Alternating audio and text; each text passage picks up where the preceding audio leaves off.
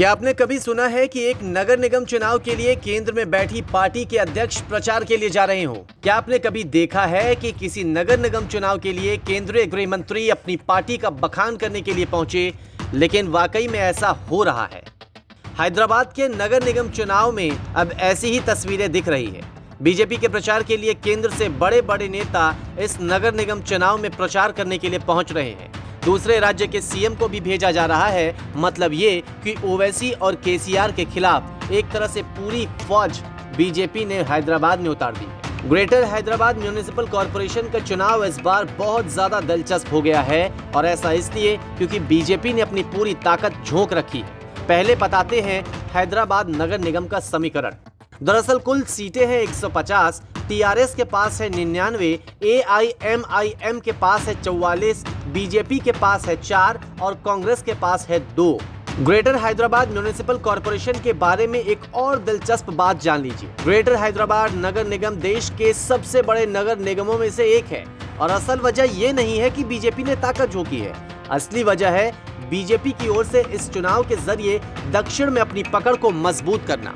अब आपको बताते हैं कि 1 दिसंबर को होने वाले इस चुनाव के पहले बीजेपी ने किन किन नेताओं को प्रचार के लिए भेजा है।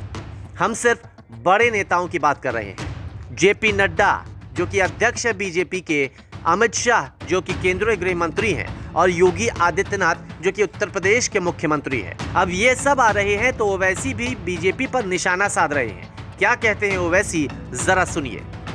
तो इनको पाकिस्तान याद आ जाता, इलेक्शन आ जाता, रोहिंग्या याद आ जाता, इलेक्शन आ जाता तो मंजलिस मुल्क के मफाद में नहीं है, इलेक्शन आ जाता तो रैबिड इस्लामिज्म की बात करते हैं।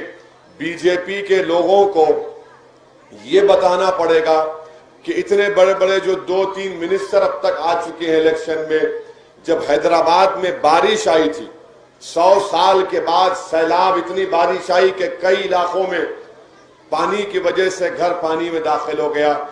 क्या वजीर आजम नरेंद्र मोदी आपको इतनी तौफीक नहीं हुई कि आप अपने मरकजी वजीर को भिजाते?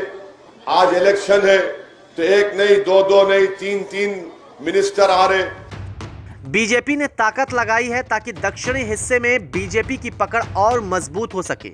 दरअसल आंध्र प्रदेश, तेलंगाना, तमिलनाडु और केरल में बीजेपी की बहुत ज्यादा मौजूदगी नहीं है। यहाँ क्षेत्रीय दलों की पकड़ मजबूत है। अब बीजेपी ये चाहती है कि उत्तर भारत में तो पकड़ अच्छी बनी है, दक्षिण भारत में भी पार्टी की मजबूती बने, और इसलिए शायद बीजेपी हैदराबाद के नगर निगम चुनाव से शुरुआत कर रही है। बीजेपी इसलिए भी उत्साहित है क्योंकि तेलंगाना में इस महीने की शुरुआत में डबका विधानसभा उपचुनाव में जीत मिली, और जिस सीट पर जीत मिली है वो सीट पहले केसीआर के कब्जे में थी। न्यूज़ तक ब्यूरो।